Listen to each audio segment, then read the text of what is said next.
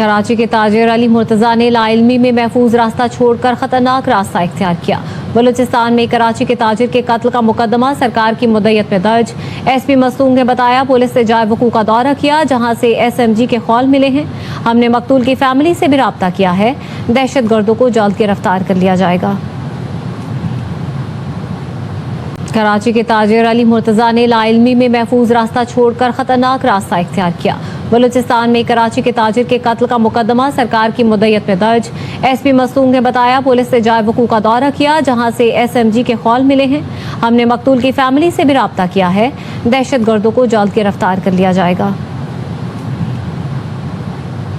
कराची के ताजिर अली मुर्तजा ने लाइल्मी में महफूज रास्ता छोड़कर खतरनाक रास्ता इख्तियार किया। बलूचिस्तान में कराची के ताजिर के कत्ल का मुकदमा सरकार की मुद्दत में दर्ज। एसपी मसूम ने बताया, पुलिस ने जाए वकूअ का दौरा किया जहां से SMG के खौल मिले हैं। हमने मकतूल की फैमिली से भी राब्ता किया है। दहशतगर्दों को जल्द गिरफ्तार कर लिया जाएगा।